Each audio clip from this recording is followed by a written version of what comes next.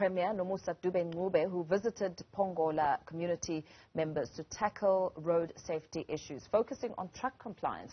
It all comes after the fatal crash on the N2 in Pongola, which claimed 20 lives. She visited the bereaved families to provide social relief and joined interfaith leaders during a special prayer for an end to road carnages. For more on this, we're joined by KZN Premier Nomusa Dube-Ncube. Very good evening to you. Thank you so much for staying and joining us this evening, Premier. 20 lives were lost. Families are battling to still cope with the grief. The community is not only in a state of shock, but I suppose a lot of enragement that we saw over the past week. Now, as you led this government delegation and met community leaders, what did you put on the table, and perhaps also expand on some of the interactions you had with community members? Well, good evening to you, and good evening to your viewers at home, and thanks for having us. Indeed, we had a visit today to Pongola, where, as you correctly said, we lost 20 people on the 16th of September. Our visit started with the roadblock, where we observed the work that is being done by the multidisciplinary team of law enforcement agencies, including the South African Police Service, the SANDF, as well.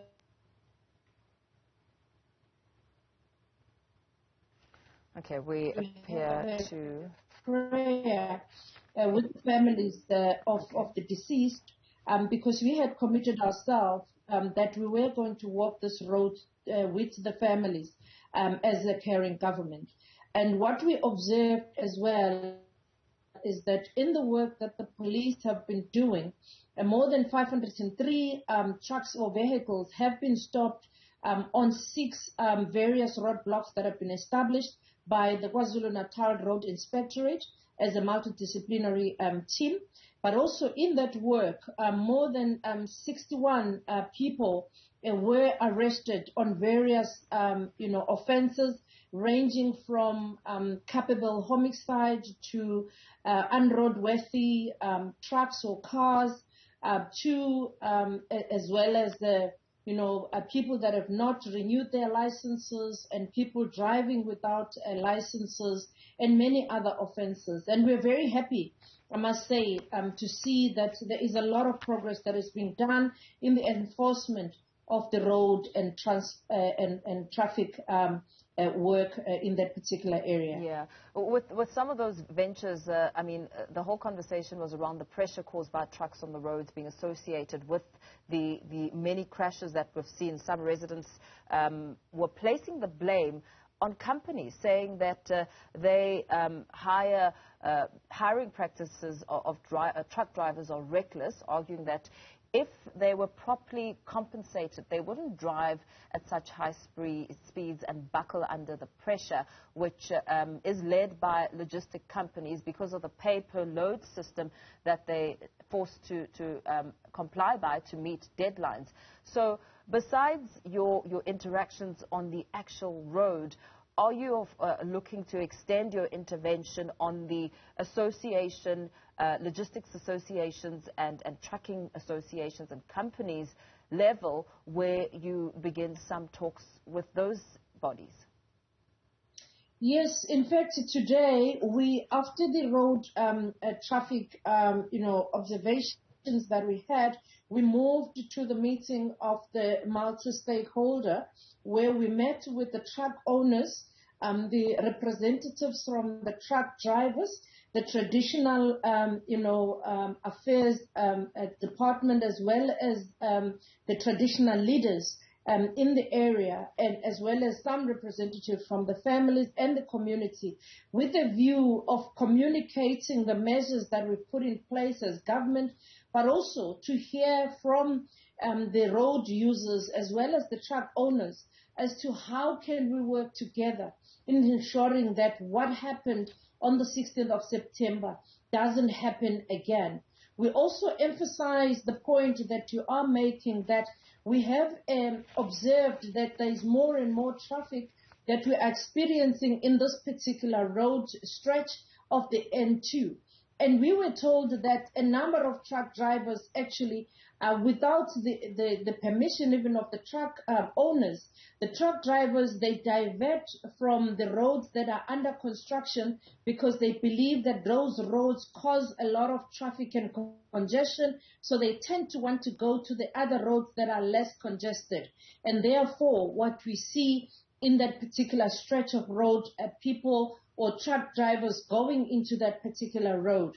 We impress upon our partners, Sanral in particular, that we do need to fast track, the reconstruction of those roads that are under construction, so that we ensure that there is no a particular road that is congested as a result of truck drivers or the road users moving from one road to the other. So the meeting with those stakeholders went very well because all of us agreed that the enforcement has got to happen, that all of us has got to, obey the rules of the road, but also that let's all work together to ensure that what happened doesn't happen again, by ensuring that, the drivers and the truck, owners do obey the rules of the road. Yeah. Besides Premier Sanral, the conversation around repairing some of those roads, we know that Transport Minister Fikile Mbalula made the announcement about the 2.5 billion rand renovation of expanding the highway. But with that too comes a short-term plan. Some residents on the ground saying that concerns also relate around not having enough speed humps, and saying that there's inconsistent street lights, that there are consistent street lights that are needed and signs in the short term to ensure that the truck drivers are able to see that there's more visibility, and that it can perhaps slow the process down to eradicate some of these dangerous accidents that we're seeing.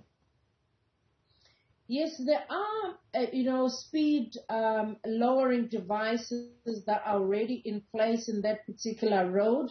But we also, in our meetings, we also had the municipality who are also responsible for ensuring that proper traffic, devices are installed in those, stretches of the road.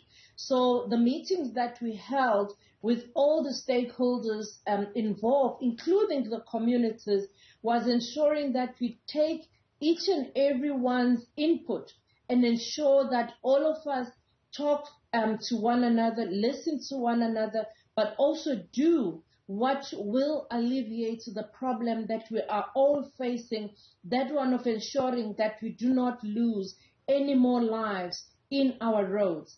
Indeed, one other commitment that we made there, besides the commitment that was made by the minister that the road is going to be expanded, or it's going to be, reconstructed to be able to allow for more traffic, we also made a commitment that we are going to ensure that there is more recruitment of the traffic inspectorate, so that we ensure that everywhere, every corner of our province is covered by the road traffic inspectorate, but also that there is proper enforcement in every corner of the road.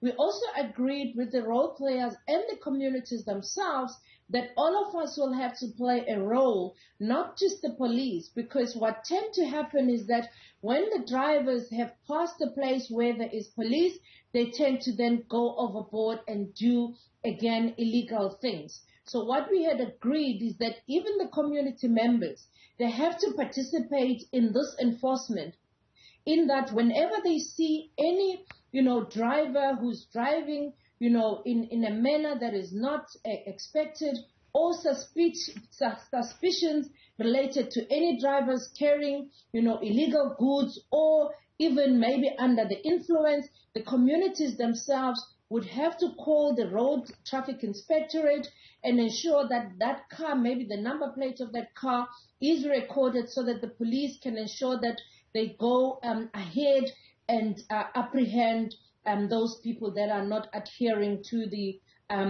rules or the inspectorate, yes, the restrictions that are put in place. How effective, pardon me, Premier, how effective will that be? Because as matters stand, complaints of resources you know, when you talk about, you know, giving out the number plate and having police track it, community members are already complaining of a shortage of police and resources in the area. I mean, will that be efficient?